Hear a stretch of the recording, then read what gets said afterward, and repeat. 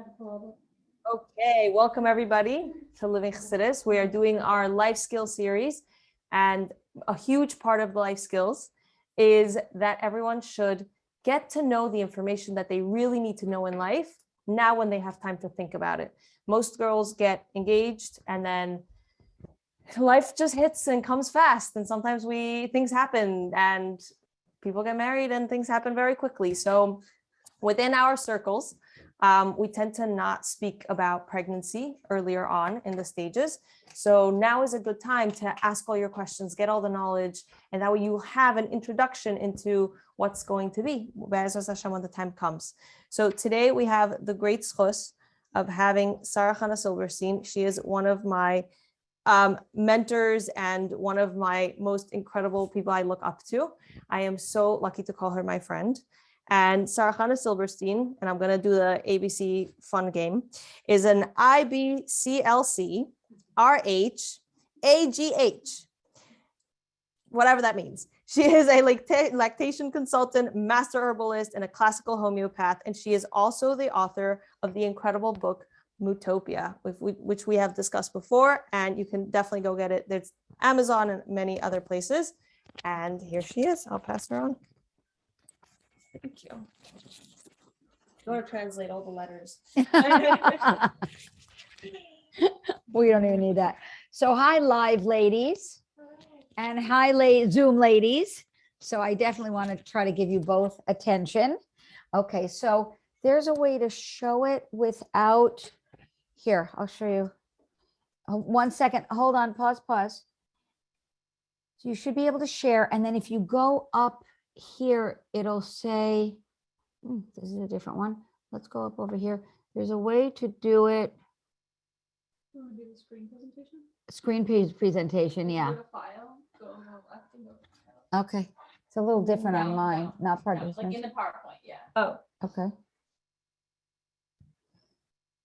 there should be Or view. Where's view? You can feel comfortable to come help us. There, slideshow. Yeah, Slideshow? Up at the top, yeah. here. Yep. There we Okay. go. Oh, thank you. Okay, great. All right. Just raise you up. Right Yeah, there. there you go. It should Okay. be good. Okay, excellent. Okay, so this PowerPoint, thank you, Michal, for having me, and thank you for Living Chassidus to let me be part of your fabulous organization. So this PowerPoint is a PowerPoint that I do for medical professionals, and I'm going to share a bunch of slides, and this one's not going to be so much birth to newborn to toddler. We're going to do pregnancy up to birth, and then our next lecture is going to be on breastfeeding and the newborn. So let's begin. Let's see, how do we change? Yeah, it's not working. It's not working. Sometimes I have to do it a different way. Let's see, maybe this go. Okay, okay. Is that the second one? Is that the second or the third? Okay, good. This one is the, there we go. That's my next one. Okay. All right. Let me just see what we're doing. Okay, got it. Okay. You good? Okay. Yeah. Okay, good. All right. So as you see up here, I feel knowledge is power, and I really like everyone to gather as much information as you can get. One of the problems about looking around the internet is that anybody can write anything. You don't know who they are. And, a lot of the information about breastfeeding on the web is really presented by formula companies that are going to give you misinformation so that you will fail and use formula. Formula is a multi-billion-dollar companies are multi-billion-dollar companies. I don't want to sound like I'm the conspiracy theorist, but it's true. They give a lot of false information. So you don't know if Jeanette in Wichita, Kansas is really Joe from this formula company.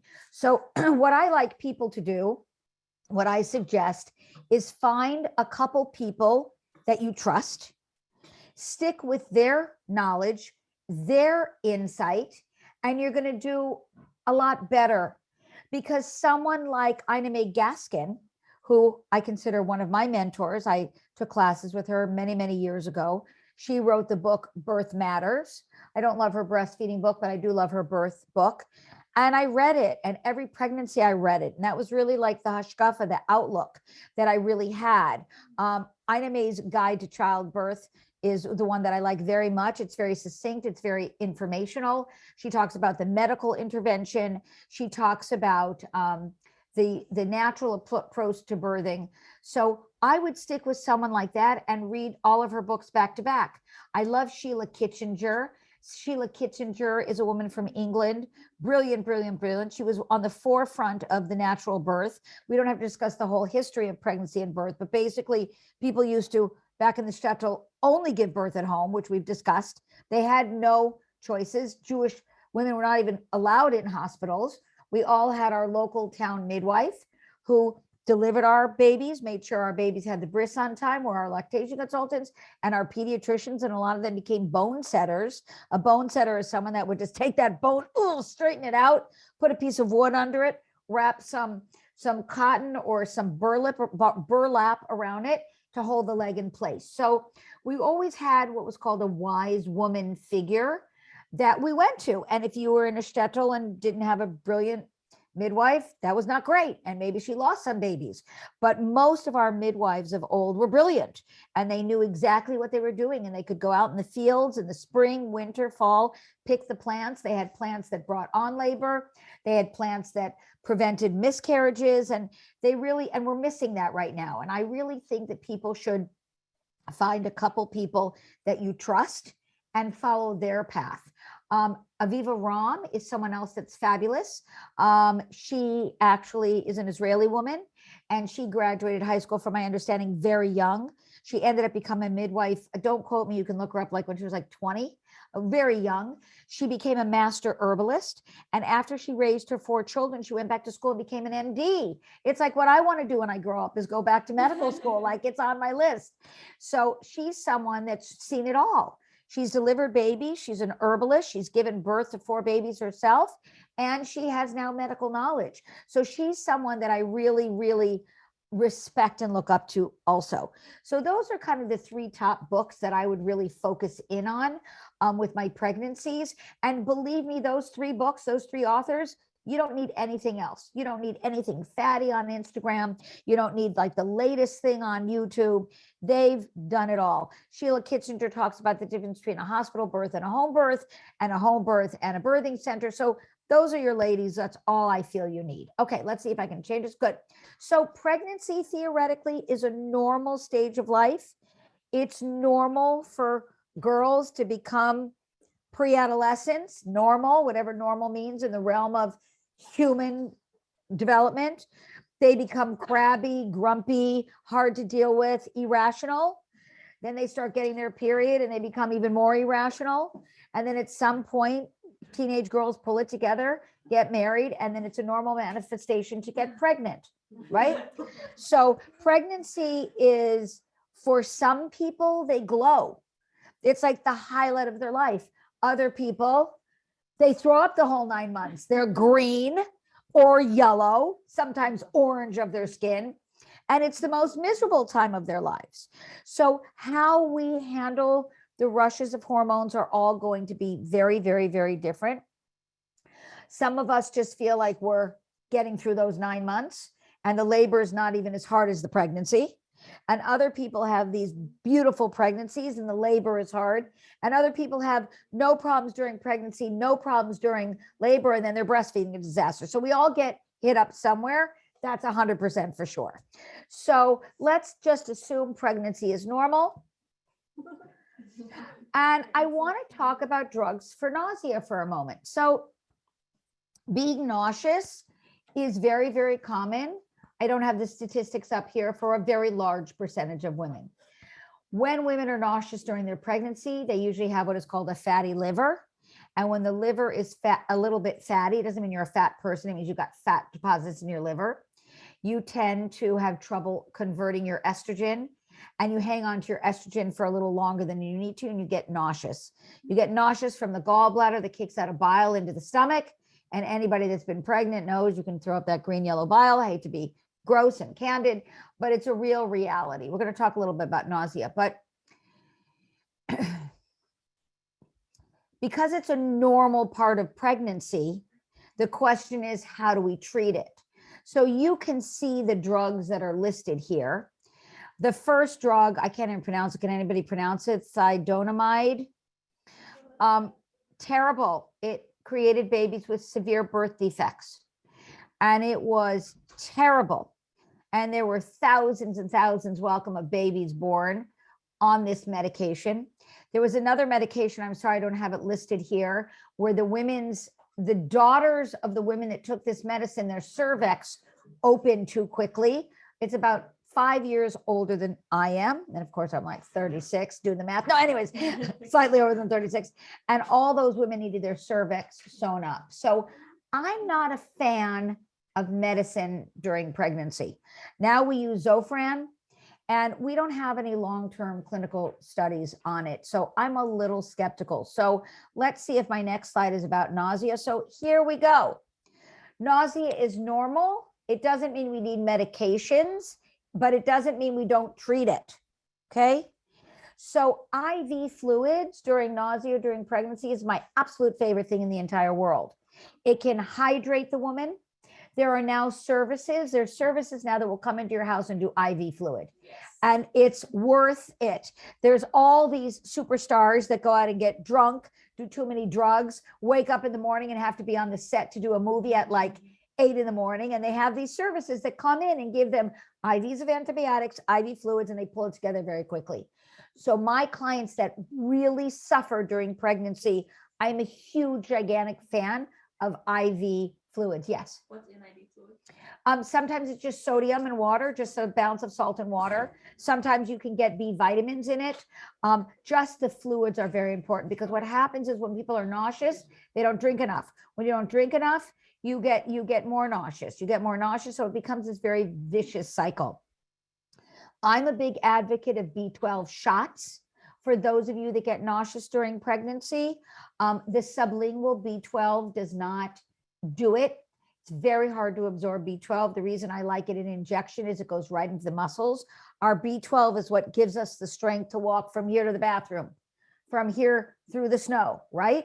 So if we're not eating enough because we're nauseous and we're dehydrated, we're certainly not eating like a red steak or, or tons of chicken. So those are kind of my two magic components of nausea during pregnancy.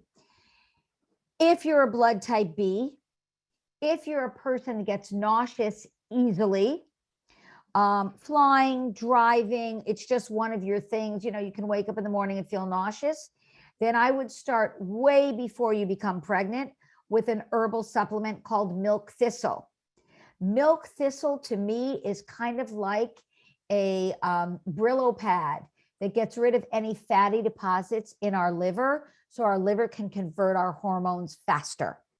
The dosage of milk thistle is 4 capsules twice a day.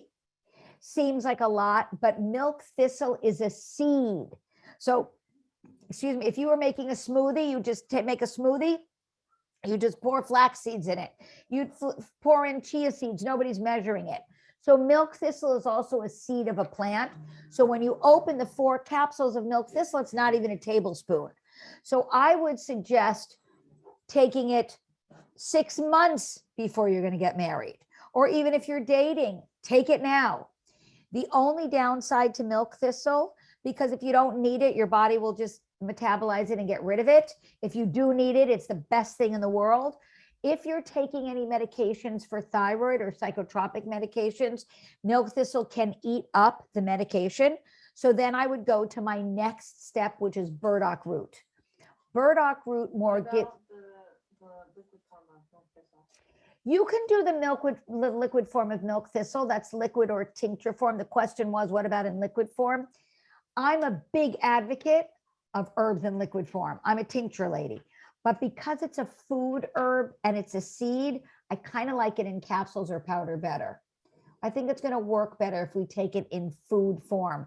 If anybody wants to, I would buy it online. There's a company called Frontier Herbs that you can buy a big bag of it for like $15. You can put it in your smoothie, mix it in applesauce.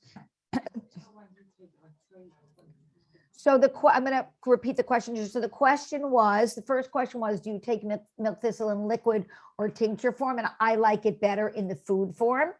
And then the second question was, where do you buy it? So you can buy a big, huge bag of it for very little money by Frontier Herbs. You can take a tablespoon of it twice a day in a smoothie, in some applesauce. You can mix it into your oatmeal. You can mix it into your soup. It doesn't matter. And the question was also, how long do you take it? As long as you can. Milk thistle is only going to benefit us. Our liver can get congested, forget the fatty part, just from smog, dust, anxiety, stress, being overwhelmed. I don't know if anybody can relate. Like, you know what I mean? Like, who doesn't have a liver that needs support in this day and age? You know, lockdowns, COVID, like, can I go on? Like, ridiculous. So I think everybody can support their liver. In my book, Mootopia, plug for Mootopia, I have a whole chapter on the liver. So milk thistle is my first choice. If you're on, you can take it before pregnancy, during breastfeeding pregnancy, after pregnancy. Like, milk thistle is something like you can't get enough of it. If you're a blood type B or an AB, you should take it your whole life, because Bs and ABs get very nauseous during their pregnancies more than other blood types. But all blood types can benefit from it. But again, I want to stress that it can eat up medicines like birth control pill. So if you're married on the birth control pill, I would not add milk thistle right now, because it could eat it up, especially if you don't want to get pregnant because you want to support your liver before your next pregnancy. Then I would swap down to the Burdock Root. Burdock Root is a little bit more of food for the liver as opposed to a liver cleanser, but it does help support that liver so you can feel less nauseous during your pregnancies. So if you can stomach it during your pregnancies, take it the whole pregnancy. Totally fine. Wild yam, which I mentioned there, wild yam, burdock root, again. So let me explain, just to know. I actually just did a post, if anybody wants to follow me on Instagram today, I had done a TV show on food medicine that's food. So burdock root you can eat.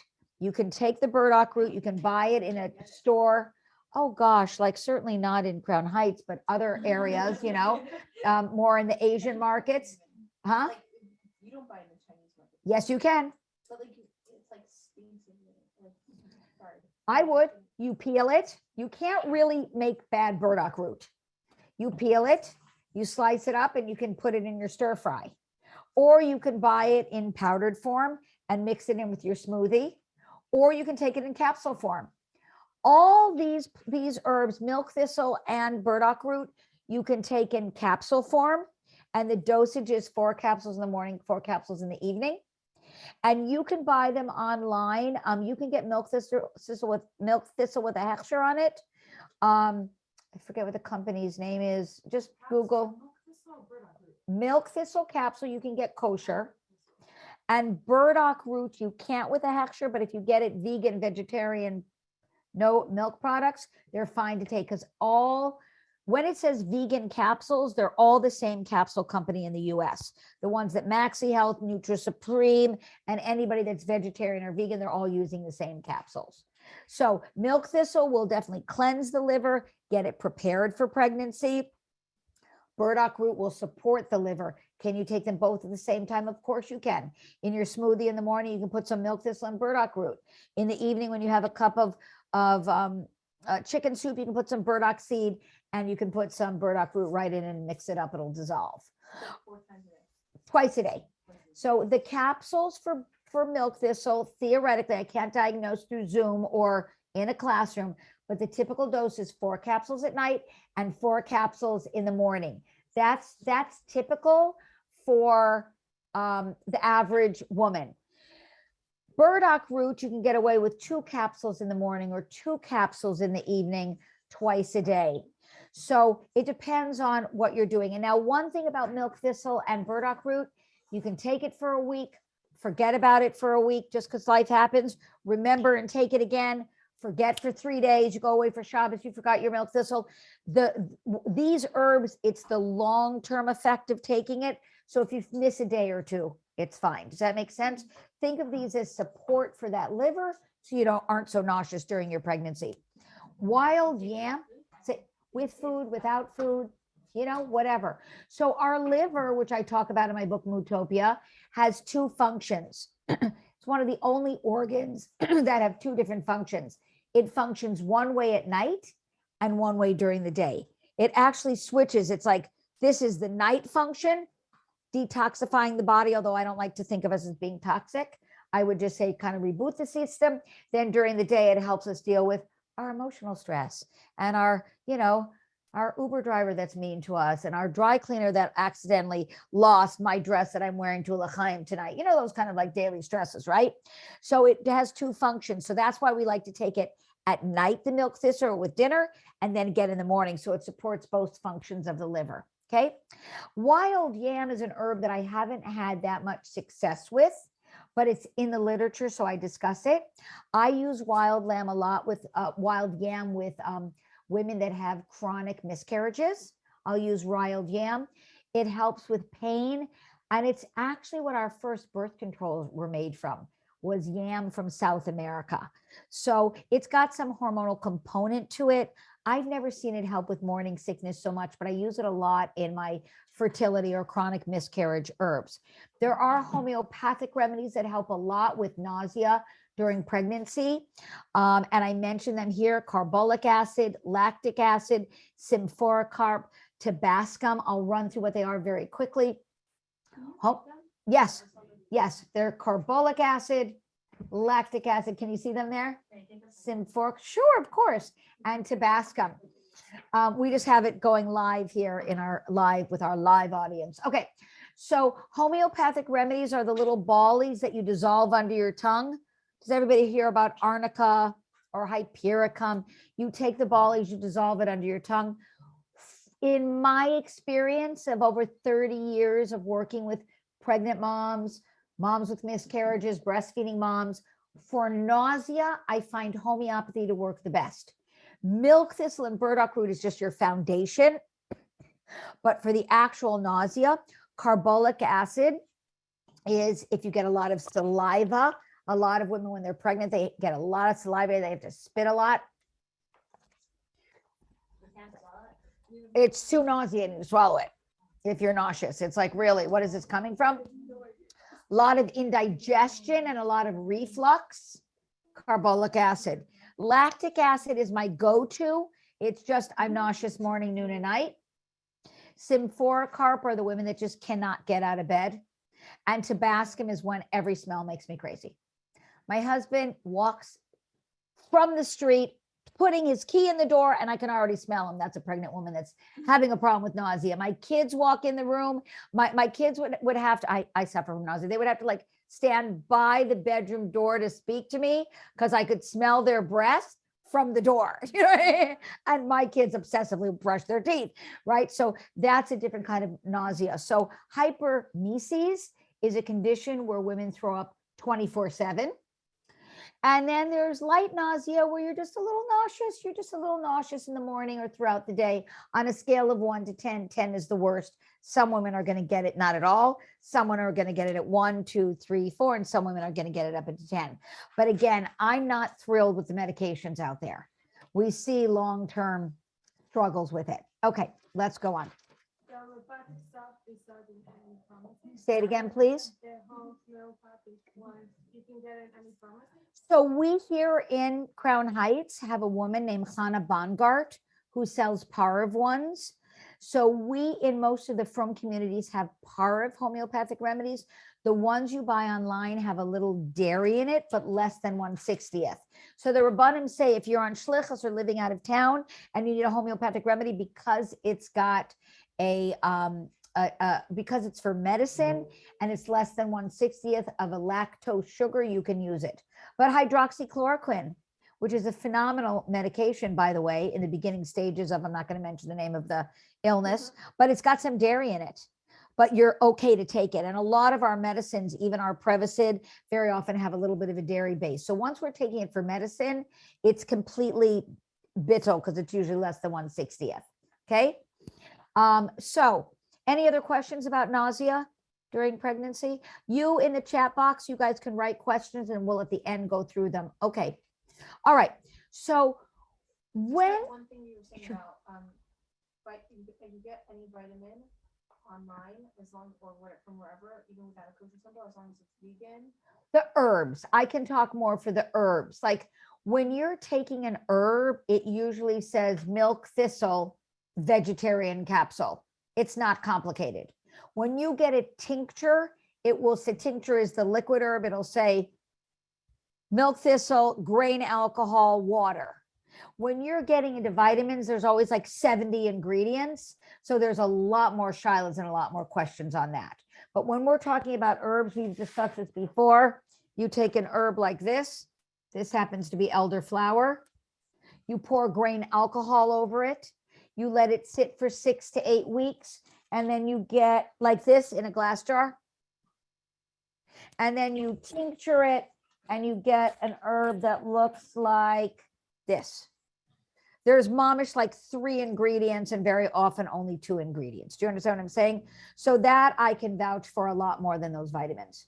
They've got citric acid, they've got artificial coloring, they've got natural coloring, they've got preservatives, they've got so many things in it that really is a lot more of a problem than herbs. Hence why I like herbs better. What about the alcohol? So in the United States right now, the question was for all you Zoom listeners, what about the alcohol? So 99% of the herbal companies all use the same grain alcohol that has a hechsher on it. It's a cane alcohol. It used to be made way back when from grapes. So we had all kinds of shilas. Then it was made from corn, which we had less, but the Rabbanim actually allowed, again, you have to speak to your Rav, for a lot of my clients that were experiencing miscarriages or nausea during pregnancy to take it even during Pesach, because it was kidney, it's not chametz. But now it's made from a sugar cane. So it's usually not a problem. Okay? Yes. Both herbs and tinctures. Less of a problem. I mean, I'm not a Rav, but I speak to Rabbanim all the time. When you get a dried herb like this, 99.9% of the time, there's nothing but a dried herb on it. Herbalists are such purists. They don't want, sunlight. They'll let sunlight be on it. Do you know what I mean? Like someone that washed their hands can like pick the plant. They're pretty OCD about that. Herbalists just want the plant. So you can find out. So the companies I use are Herbalist and Alchemist. He's from New Jersey. He's not getting any of his plants from China. And when you use reliable herbal companies, they have chemists right on the plant, checking the plants.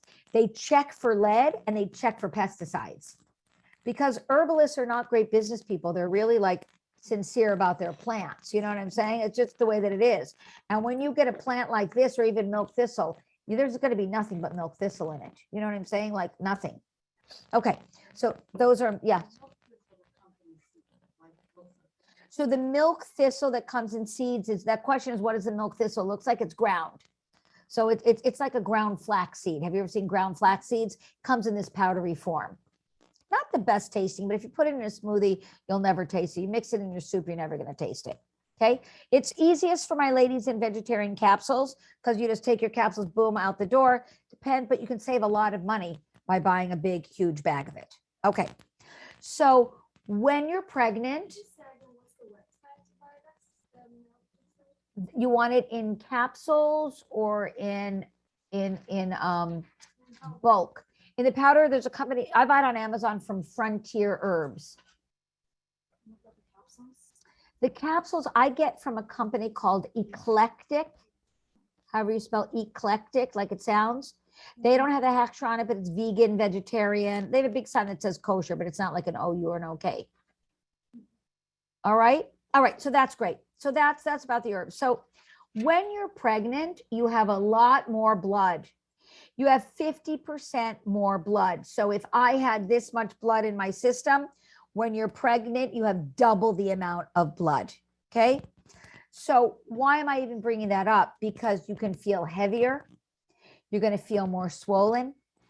And that heart has to work harder to pump that blood from your feet all the way up to your brain, which is very important so that we don't have as much brain fog as we do. And our veins, which we're going to talk about, our veins, which are usually this thin, need to become this thick.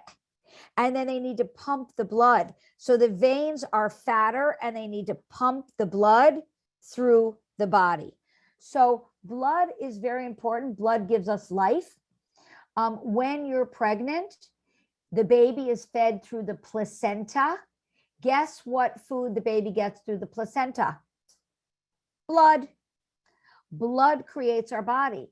And then when it comes to breastfeeding, Hashem says that Hashem made a chesed and turned the breast milk from red to white so women are not repulsed by breastfeeding their babies. So breast milk is white blood.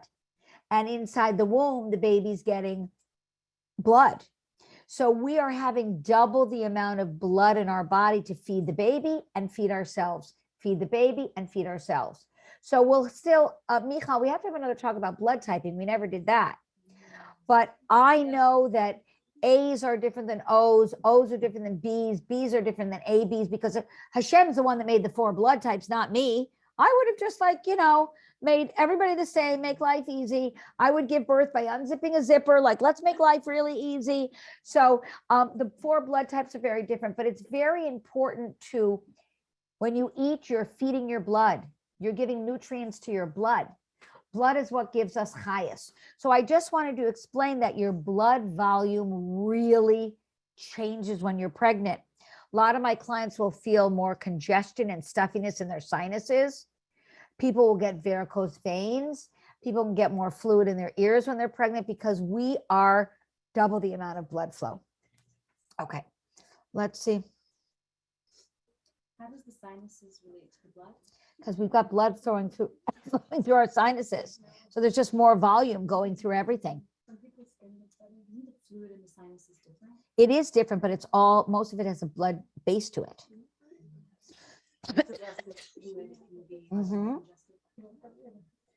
Says blood volume increases significantly within the first few weeks of gestation and increases progressively throughout the entire pregnancy.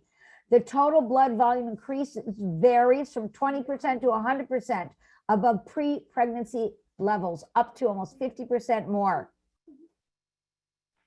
Okay, let's go on. So back to blood. Very often women get anemic. They have low iron during their pregnancies. Huh? Then build it up now. Start building up your blood volume now. Start building up your iron levels now.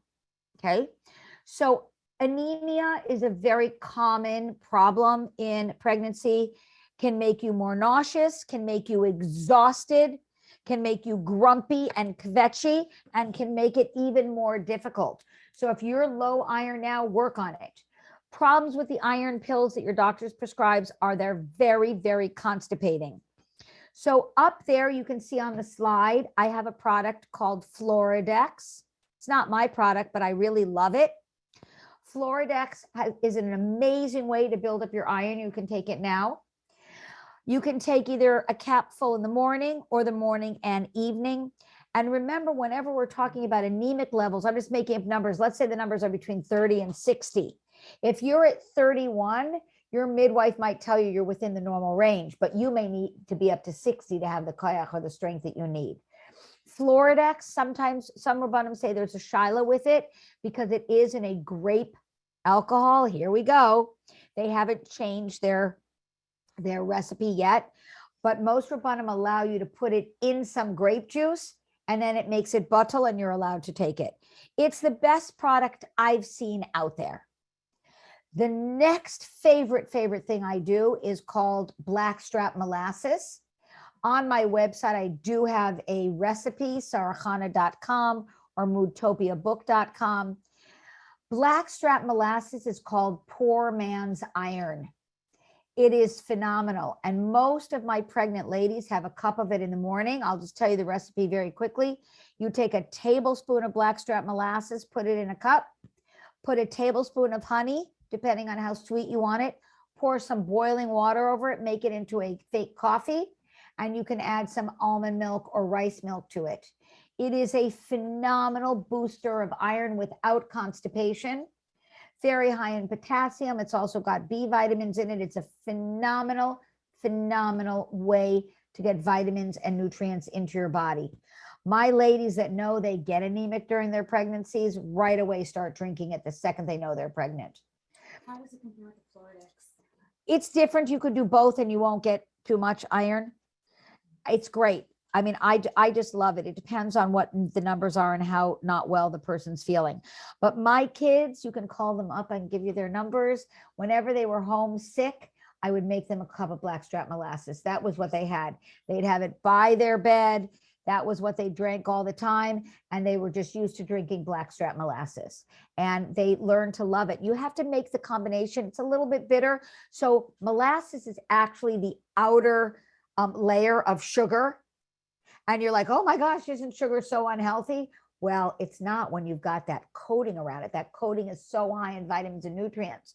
We also know that kids love sugar. Most adults love sugar, and breast milk, which we're going to learn in our next lecture, is like 85 to 90% sugar.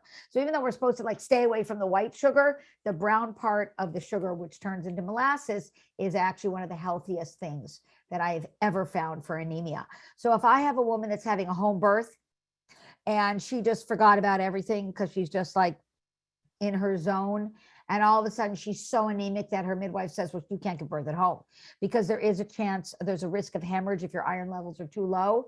And she'll go, Sara Chana, what do I do? I've got 2 weeks. You're going to have your Blackstrap Molasses in the morning with your Floridex.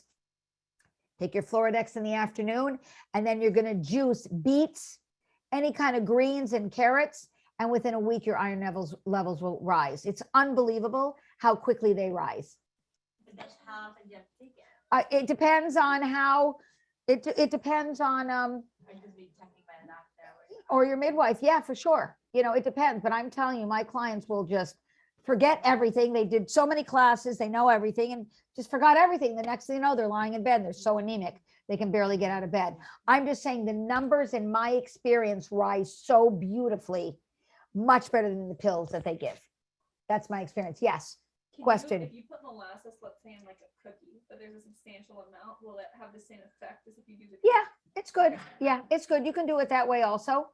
Yeah, I just really, yes, oatmeal's a great idea. In your smoothie is a great idea for sure. I mean, the cookies, you know, got a little brown sugar in there, a little chocolate, a little oatmeal. Yeah, no, there's no problem. Of course you can. Of course you can. But smoothie, anytime you can add molasses into your life, it's really helpful. Where do you buy it? I can get it at any health food store or online, all the stores on Kingston. Huh? Yeah, it's raw. That's the company I like best from Wholesome Foods. And I don't represent that company. I just happen to, because when I teach at medical schools, I have to say, I'm not part of that company. But that's one I find tastes the best, by the way, just in my experience with my clients. Ferrum Phos is a homeopathic remedy that can help you hang on to your iron also. So sometimes when women are pregnant, they can even take higher iron levels of iron and they just urinate it out. And Ferrum Phos is a homeopathic remedy you can also take. So I'm just giving you guys some tools of how to deal with anemia during pregnancy, because you go to your doctor, your midwife, they're just going to hand you this bottle of iron, which may bring the levels up halfway, but then you're so constipated, then we have to do with a whole different thing of constipation. So everything I'm talking about on this page will not make you constipated. It's really nice not to be constipated when you're pregnant, by the way. Was there a question? I'm not worried about it really getting too high. There are people that have conditions where their iron levels get too high and they really need to do bloodletting. They need to donate blood and then their levels get more regulated. There are Ashkenazi Jews that do have this problem with too high iron levels, but they know it way before they're pregnant. And the cure, we can look up the symptoms of high iron, but they know very quickly. And the cure to that is just old-fashioned bloodletting, although we don't just do it now, you know, cut them and let them bleed out. You go and you donate blood and everyone's really happy to get your blood. Yeah, there's a whole thing when we're talking about blood. So we as human beings have not been able to create an artificial blood yet. And when we do blood typing, we'll talk about it because it's very fascinating. The question is, our blood banks are low and we need to donate blood as often as we can. So if Beaker Cholim comes in town and you're not pregnant, donate blood. Have your husbands donate blood and have your kids donate blood. blood banking is very, very important. And if you ever have a loved one that needs blood, there's separate Jewish blood banking, and it's the best thing in the entire world. So I'm a big advocate of donating blood whenever you can. That's a big thing for me. Yes, question. You can get it on Kingston at Apple Drugs or Sunshine, or you can order it online. Okay. All right. Let's go on. So let's see if we can. Okay, let's go here. So I just want to talk about bleeding. Again, we're on our blood talk.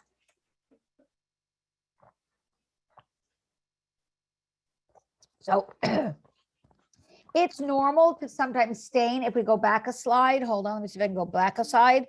Where is this? So I didn't mention this, but now I'm going to mention, we'll go back. It says light bleeding or spotting during pregnancy is common, especially during the first trimester. And that happens to a lot of women. And that's sometimes one of the first signs that they know that they're pregnant. It does put you in NIDA, but it is very common. It doesn't mean you're having a miscarriage. If you start to bleed during your pregnancy, usually we leave it alone and we don't do anything. And if it's going to be a miscarriage, it's just hashgacha pratis and it's a miscarriage and you move on. But sometimes my clients will have a hematoma or a blood clot, or they can have a polyp that starts bleeding. So then we, as an herbalist, can use herbs like shepherd's purse and yarrow. Usually my clients that stain a lot during their pregnancies are anemic, and all we have to do is increase their iron and they stop staining. Partridge berry is an herb that we give a lot if a woman's prone to miscarriages. But in my experience of 30 years, I have found, I mean, obviously a lot of miscarriages are due to genetic disorders in babies, but very often it's a blood clotting problem. As Ashkenazi Jews, we have a lot of what is called, oh my gosh, brain fog, factor 5. We have factor 5, factor 10. These are different blood conditions that can treat chronic miscarriages. So if any, it's normal in a course of, if someone's pregnant 10 times, they're probably going to have an average of 2 miscarriages. If you have 5 babies, it's normal to have at least 1 or 2 miscarriages. So miscarriages are not abnormal in the realm of your life as being a pregnant woman. But if you get one, I'm a big advocate, of immediately running and doing testing to see if you're factor 5, checking those iron levels, because they don't usually do checking until you've had, like 3 miscarriages. And at that point, I'm like, let's go quickly. So there is a medicine called Lovanox, which is a blood thinner. And although I'm an herbalist, I'm a big fan of my clients that have had miscarriages to take Lovanox. Lovanox is a blood thinner. But we also use things like vitamin E and different herbs if you tend. So I'd say from my experience, and I'm not an MD, 9 out of 10 people that miscarry are because of blood clots. And we can see them a lot on their cervixes and other places. Yes, go ahead. Factor 5 is a genetic condition. A lot of intermarriage, we married our cousins, our first cousins, our second cousins, we stay in our own little shtetl. And factor 5 is a problem that can cause bleeding disorders. So a lot of women with factor 5 cannot take epidurals, because their risk of hemorrhage is too high. And other women with factor 5 get all these little weird blood clots. So, well, usually, I mean, again, I'm like, let's figure this out kind of a person. It's usually after you've had 3 miscarriages and these women have lost their mind. They come to me for herbs because they're really emotionally, off their rockers, and no one's done genetic testing. So if you have one miscarriage, you're in the realm of everybody else. You're having 2 miscarriages, I would say go straight to a hematologist and get all the testing for genetic disorders, because if you know you have factor 5, then right away there's medications you can take to avoid that miscarriage. Yes. If there's an issue with epidurals, why aren't they checking women when they're pregnant? Like, what if you didn't have a miscarriage if you had factor 5? Wouldn't that be really dangerous? Yeah. So they just don't care? Right. Yeah. I mean, I've had women that have had 2 or 3 stillborns where they give birth, Rahmana, to a 6-month baby or a 5-month baby, and they haven't sent them to a hematologist. So I think it's a little more common in the Ashkenazi world. I mean, I don't have the statistics up here. We could look them up, but I'm a big advocate of just like, you have insurance, just go to a hematologist, get the gamut of tests. Like, why not? You know, I'm a big advocate of using Western medicine to benefit my herbal practice. You know, someone go get a CAT scan, go get a sonogram, go get an MRI. I'm the happiest person in the world. I'm not against allopathic conventional medicine. I like to combine them both together. So any testing I can get. I've just seen a lot more factor V over the last 20 years than I ever expected. And I think it's just more common than we think in our neighborhoods. That's what I think. Yes. Going back to you talking about, when you were talking about staining, and you said Yeah. some staining is like, a little bit of staining is normal. Yes. In pregnancy. When does it become a concern? Like, when should someone go, ooh, this might be hemorrhaging or something like that? Right. Well, if you start soaking a pad and you're pregnant, you go right away to your midwife or OB or emergency room. If you're just having light staining, then we can usually figure out what it is. So light staining is very different than heavy bleeding. Like, I have some women that until they get their iron levels up, they're just staining all the time during their pregnancies.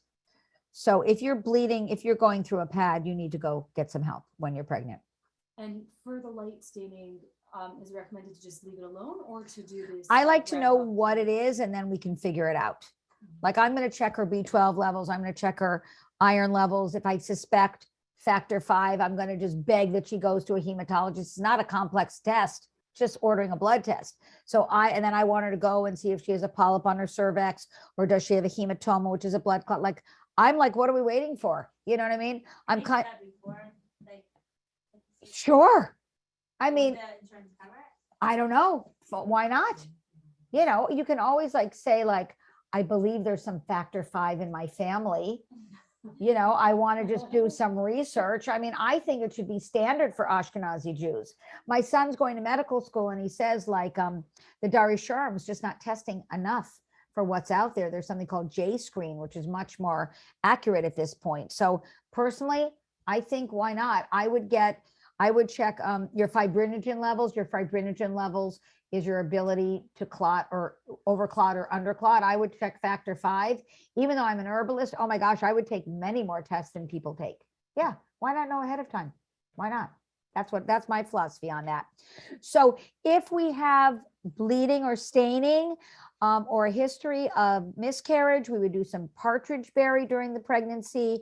The homeopathic remedies I like is a remedy called Sabina for women. It's just common. Some women just stain and their iron levels are fine and they don't have factor V.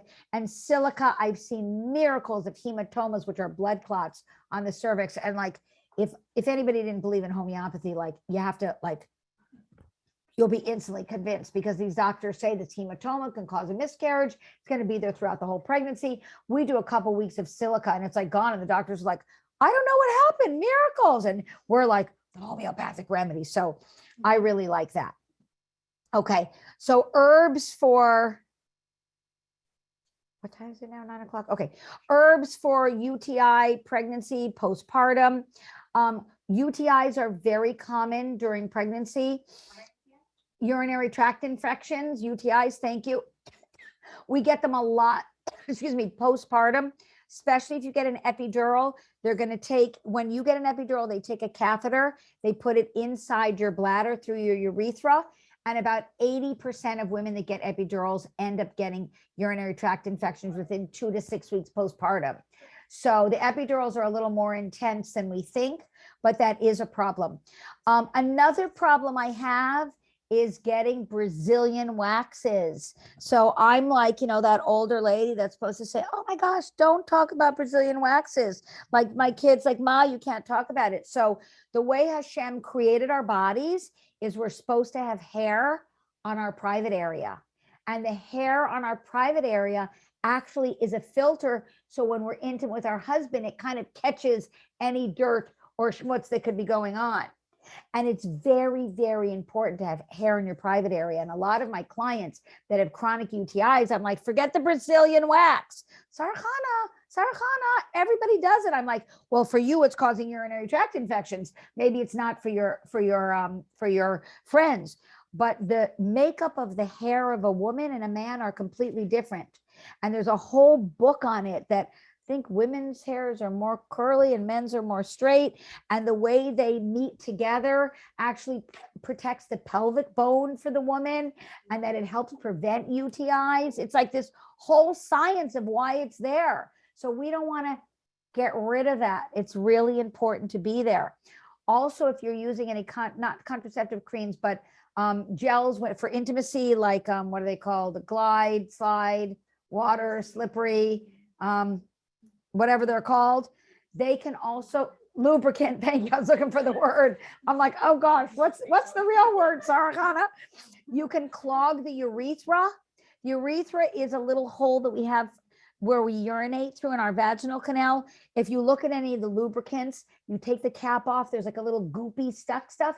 Well, that goopy stuff can get stuck on the urethra and you can get UTIs because of that. So there's other more natural ways, which I think we've talked about. Cocoa butter is actually very good. I'm not a big coconut fan because it's actually the coconut butter in the stick, and it works very, very well. Better, and it does not thicken and goop up like the lubricants. Thank you for that word. So constipation is a big problem during pregnancy. A lot of women will, because you've got this big bladder, you've got this big baby in this womb that's sitting on top of your bladder, and then your bladder is pushing into your intestines, and you can get constipated. So I like my clients not to be constipated. That's kind of a very important thing for me. Carrot juice works wonders. Carrot juice is just fabulous. I also like ground flax seeds mixed with pear sauce. Apples are binding, pears are relaxing. So if kids have diarrhea, you give them apples or applesauce. And if someone's constipated, we do pear juice or pear sauce.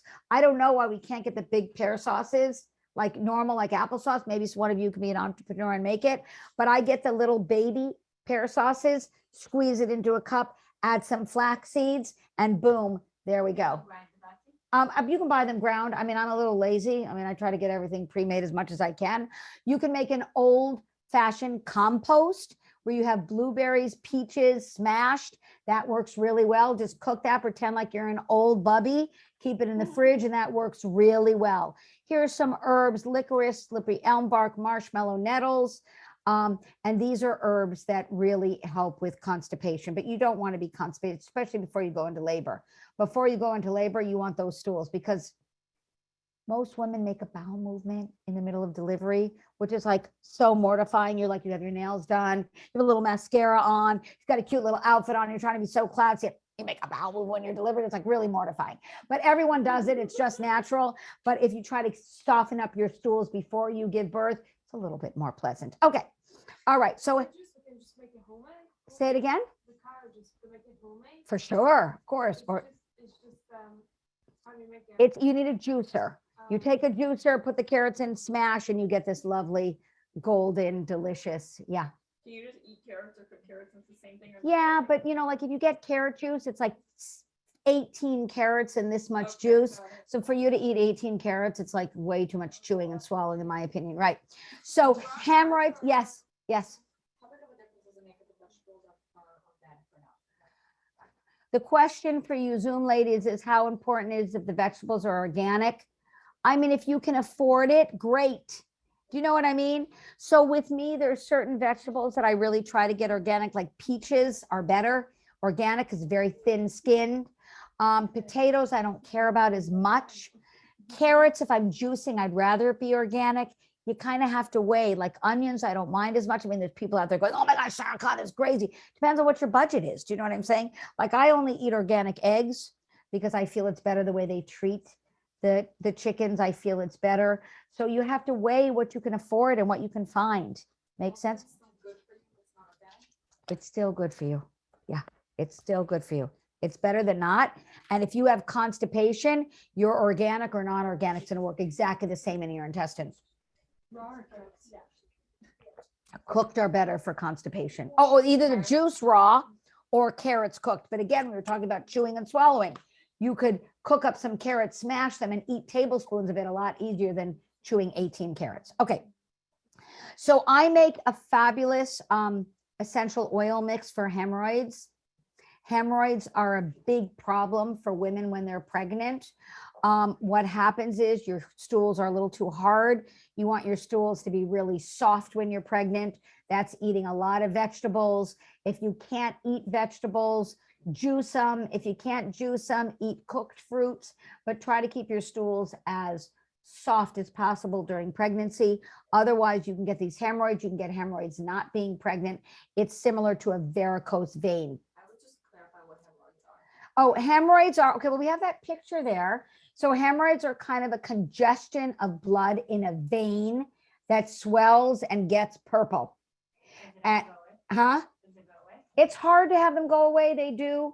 I have this oil that's actually like really great for it.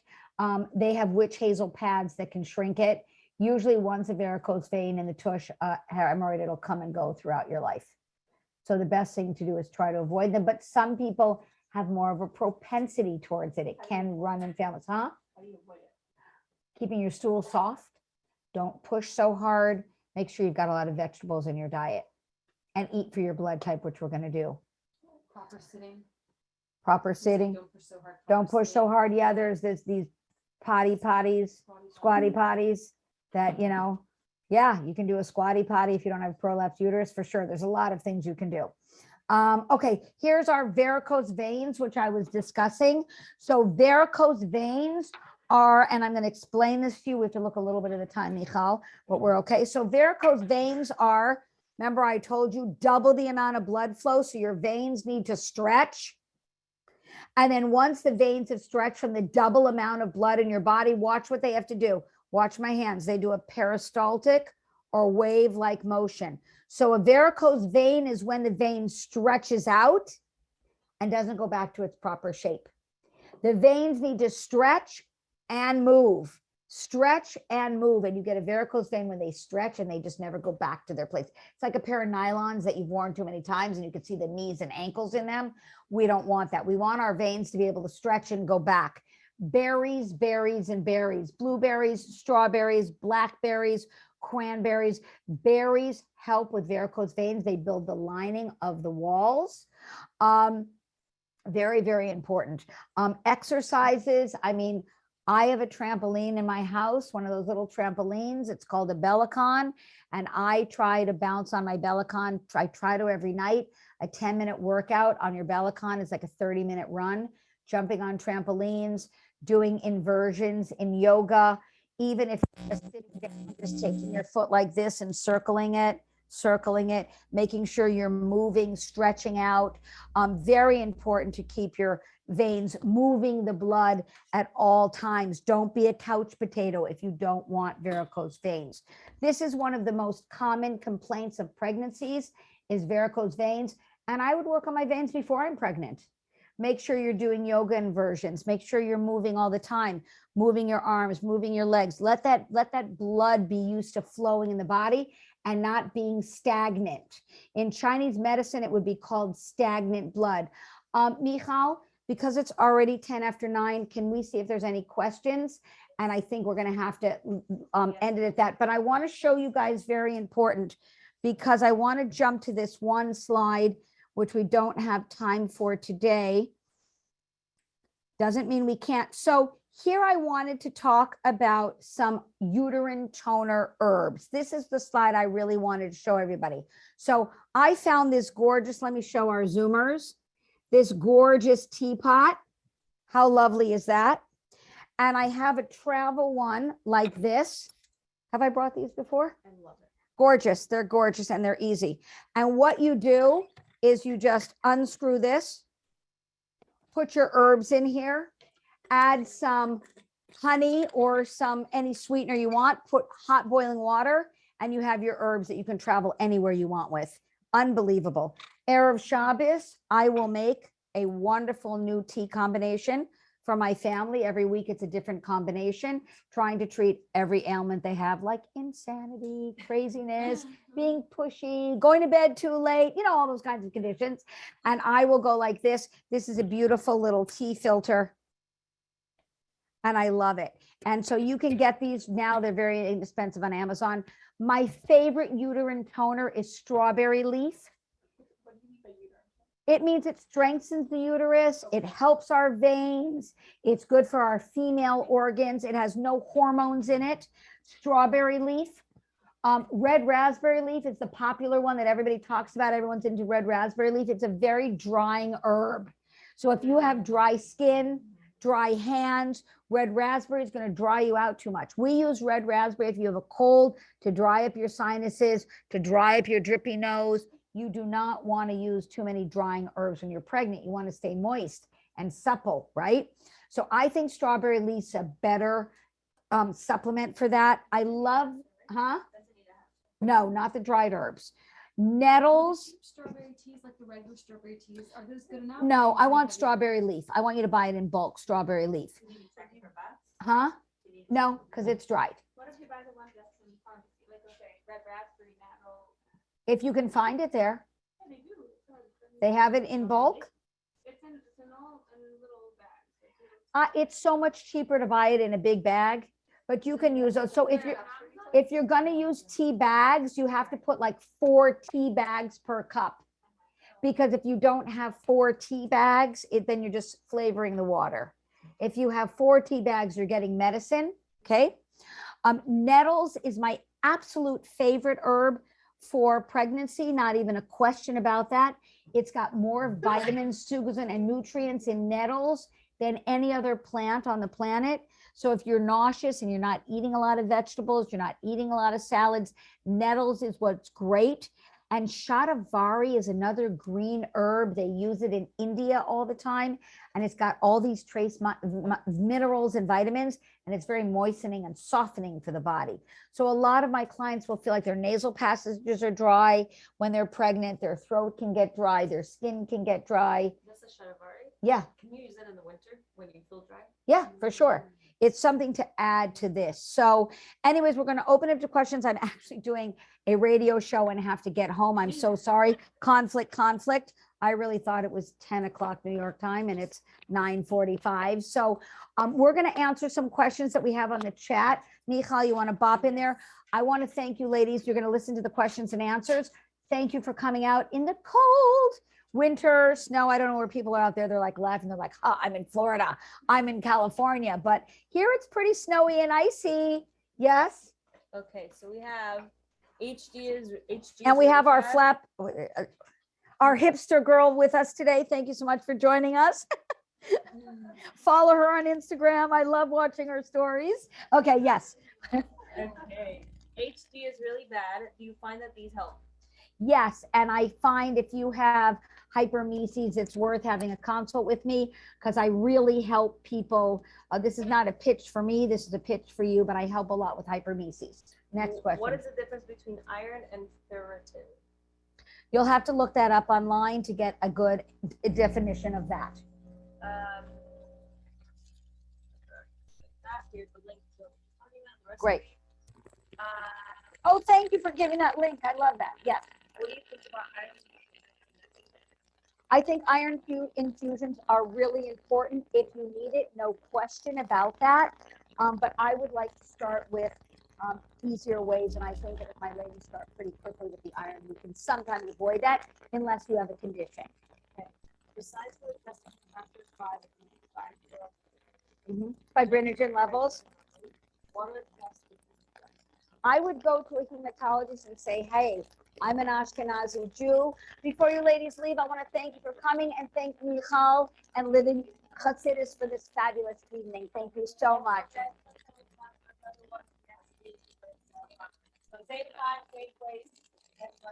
Amazing. Okay, is there anything else? What about prenatal vitamins? Prenatals are great.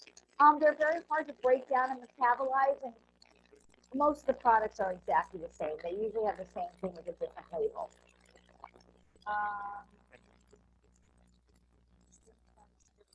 Yeah, so how do you get rid of that? So you get, the question was, how do you get skin tags? You buy yarrow oil. You can get yarrow plant in oil. You actually put I'm sorry, dandelion oil. Dandelion leaf oil, you put it over skin tags, and after a couple months, they fall right off. It's like unbelievable. It's called dandelion leaf oil. Not overnight, but over a period of time, huh? No, most of them, but you have to use it for a long time. Skin tags are like little extra pieces of skin that we get. Just from life. You have one here, you just kind of rub it on that. Anything else, Nicole? Do you want to do a picture? Yes, Living Considered we have An oil. wonderful for the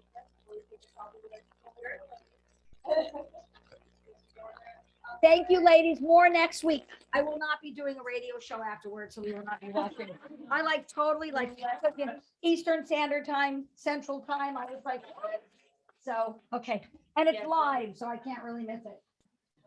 Here, like everybody, there we go, 1, 2, yay, 1, 2, 3. Yay, thank you. Thank you so much. Yes, yes, yes. Sorry about that, but No, you're good. You're amazing. Perfect. And we'll do another PowerPoint. You'll see how great it is. Yeah.